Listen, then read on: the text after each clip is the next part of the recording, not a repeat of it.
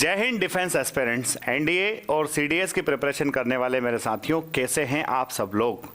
आज के इस वीडियो में मैं एनडीए के संबंध में वापस से बात करने वाला हूं और मैं बात करने वाला हूं कि क्या आप एनडीए की एग्जामिनेशन में 450 प्लस मार्क्स स्कोर करना चाहते हो।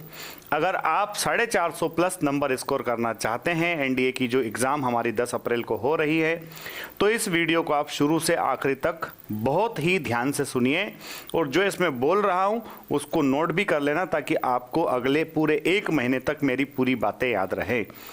दोस्तों, किसी भी एग्जामिनेशन की जब हम तैयारी कर रहे होते हैं और उस एग्जामिनेशन में हम सफलता तलाश रहे हैं, और सफलता मार्जिनल नहीं, अच्छे मार्क्स के साथ सफलता जब हम तलाश रहे हैं, तो उस एग्जामिनेशन की प्रिपरेशन के साथ साथ रिवीजन का सबसे बड़ा रोल होता है।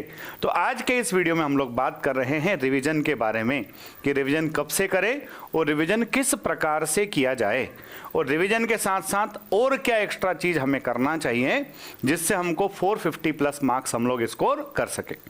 तो डियर स्टूडेंट्स, जैसा कि आप सारे लोग बहुत अच्छे से प्रिपरेशन कर रहे हैं, कई सारे बच्चों ने मुझसे पूछा भी कि सर रिवीजन की स्ट्रेटजी बता दीजिए। सभी बच्चों के तमाम सब्जेक्ट्स अच्छे हैं, 2 सब्जेक्ट को अधिकांश बच्चे छोड़ करके रखते हैं। ये 2 सब्जेक्ट होते हैं केमिस्ट्री और बायोलॉजी। डियर स्टूडेंट्स, अगर आपने इन किसी दोनों सब्जेक्ट में से किसी एक सब्जेक्ट को उठाने का सोचा है कि या तो मैं केमिस्ट्री करूंगा या बायोलॉजी करूंगा, और कुछ स्टूडेंट्स दोनों सब्जेक्ट भी पढ़ के जाते हैं, अगर आपको इन दोनों सब्जेक्ट्स को उठाना है तो इन दोनों सब्जेक्ट्स को उठा लीजिए, क्योंकि इसके बाद टाइम बहुत कम बचेगा जिसमें हम इन सब्जेक्ट्स को कवर अप नहीं कर पाएंगे। तो सबसे पहली बात आज के वीडियो की वो है ये कि साइंस के जो 3 सब्जेक्ट हैं, फिजिक्स, केमिस्ट्री, बायोलॉजी। फिजिक्स तो सारे बच्चे पढ़ते ही हैं पूरे साल भर, पर केमिस्ट्री और बायोलॉजी पर उनका कंसंट्रेशन नहीं होता है। अगर आपने केमिस्ट्री और बायो के थ्रू भी मार्क्स स्कोर करने का सोचा है, क्योंकि दोनों सब्जेक्ट्स मिला करके फिर 100 मार्क्स का वेटेज होता है, केमिस्ट्री और बायोलॉजी मिला करके आप केमिस्ट्री उठा लीजिए और ल्यूसेंट की जो जनरल स्टडीज़ की, जनरल नॉलेज की जो बुक आती है, उस जनरल नॉलेज की बुक से केमिस्ट्री पढ़ डालिए और उस जनरल नॉलेज की बुक में जो एमसीक्यूज़ हैं वो सारे एमसीक्यूज़ लगा डालिए, चाहे केमिस्ट्री की बात हो या फिर बायोलॉजी की। ये हमें श्योर शॉर्ट मार्क्स दिलवाएगा। 100 मार्क्स के दोनों सेक्शन जो है, ये दोनों सेक्शन मिला करके हमें 50 से 55 मार्क्स, 60 मार्क्स तक आसानी से स्कोर कर लोगे आप, अगर आज की तारीख से आप इन दोनों में से इन दोनों पर फोकस करना स्टार्ट कर देते हो। उसके बाद में बात आती है मैथमेटिक्स की। आप मैथमेटिक्स के साथ तो ऐसे लड़ाई लड़ रहे हैं जैसे आपको मैथमेटिक्स में ही सिर्फ पीएचडी करना है, दूसरे सब्जेक्ट से आपको लेना देना नहीं है। मेरे प्यारे होनहार विद्यार्थियों, अगर आप शुरुआत से लेके पिछले 4 महीनों से अगर मैथमेटिक्स में बहुत फुल डिवोशन से, फुल डेडिकेशन के साथ अगर आप पिछले 4 महीने से मैथमेटिक्स कर रहे हैं बेटा, तो आपका मैथमेटिक्स का फाउंडेशन बहुत अच्छा हो चुका है। आप यकीन मानिए, आप अपने आप पर भी यकीन कीजिए और आप मॉक टेस्ट लगा करके भी देख लीजिए कि आपका मैथमेटिक्स अच्छा हो चुका है। तो इससे मैं कहना क्या चाहता हूँ, इससे मैं ये कहना चाहता हूँ कि जब मैथमेटिक्स अच्छा हो चुका है तो 3 घंटे से ज़्यादा समय इसको मत दीजिए। 3 घंटे सफिशिएंट है मैथमेटिक्स की सेल्फ स्टडी के लिए। उसके अलावा जो टाइम बचता है उस टाइम में आप जीएटी पर फोकस कीजिए। जीएटी का सबसे इम्पोर्टेंट पार्ट है इंग्लिश। अब मैं आपको एक बात और क्लियर कर देता हूं कि चूंकि बात चल रही है रिवीजन की, तो इंग्लिश का रिवीजन कैसे करें। देखिए योद्धाओं, बहुत फास्ट फॉरवर्ड रिवीजन करने में ना तो कुछ अंदर जाता है ना कुछ रिटेन रह सकता है, और सबसे बड़ी जो योजना है रिवीजन करने की, उसका एकमात्र लक्ष्य जो है वो है जो हम चीज़ें पढ़ें वो रिटेन रह जाए, वो एग्जामिनेशन तक हमारे साथ चली जाए। हम एग्जामिनेशन दे दें, उसके बाद भले ही भूलें तो भूल जाएं, हालांकि ऐसा होता नहीं है। एग्ज़ाम तक अगर कोई चीज़ आपके दिमाग में रही है तो निश्चित तौर पर एग्ज़ाम के बाद भी वो चीज़ आपके दिमाग में ही रहेगी। तो आपको करना क्या है, आपको ये करना है कि इंग्लिश में सबसे ज़्यादा फोकस आज की तारीख में अगर किसी चीज़ पर करना है तो वो है आपका वोकेबुलरी सेक्शन।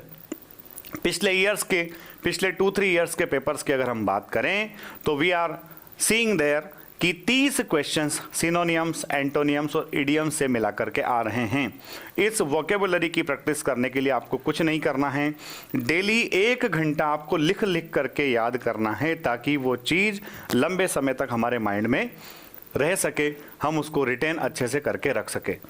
और साथ ही साथ आप डेली कम से कम 2 पैसेज सॉल्व कीजिए, कम से कम 10 से 15 आप PQRS के क्वेश्चंस लगाइए, और आप अगर हो सके तो कुछ क्लोज टेस्ट के क्वेश्चंस भी लगाइए, यानी कि आप कॉम्प्रहेंशन पर भी फोकस कीजिए।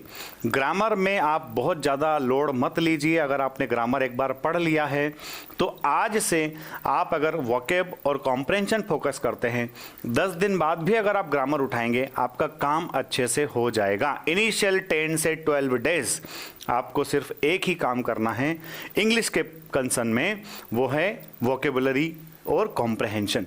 इन दोनों पार्ट्स को जब आप कर लेंगे, after 15 days you will feel confident. अगर ये मेरा वीडियो आपको हेल्पफुल लगे, 15 दिन के बाद भी अगर ऐसा महसूस हो कि हमें उस वीडियो से कुछ मदद मिली है, तो आकर के कमेंट कर देना कि हाँ गुरुजी मुझे इस वीडियो से मदद मिली है। फिर आगे हम लोग बात करते हैं, मैथमेटिक्स हमने निपटा लिया, इंग्लिश हमने निपटा लिया। उसके बाद में जो बात आ रही है फिजिक्स की, फिजिक्स के 100 मार्क्स होते हैं, 25 क्वेश्चंस वहाँ पर श्योर फिजिक्स से होने वाले हैं।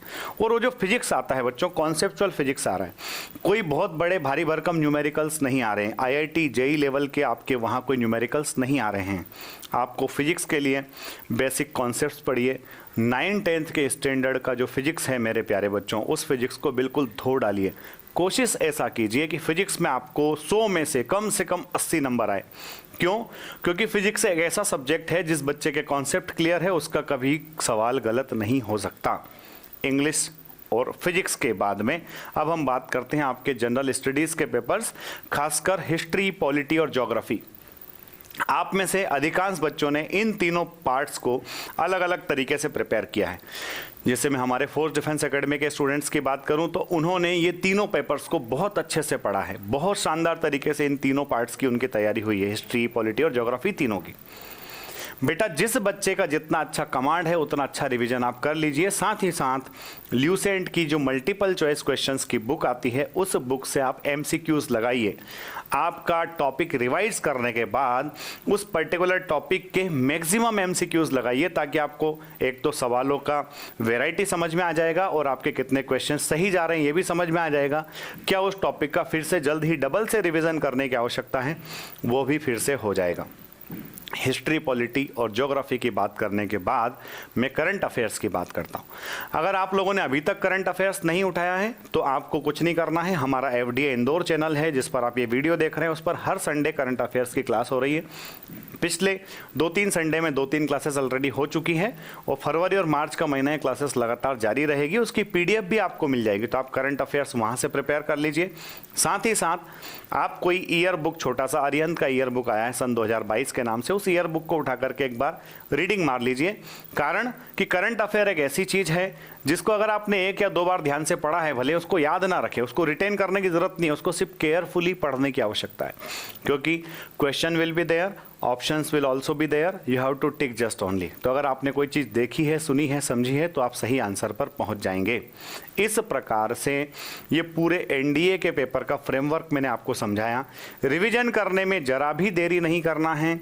और देखिए, जो जागत है सो पावत है, जो सोवत है सो खोवत है। तो आपको जाग करके पाने की कोशिश करना है।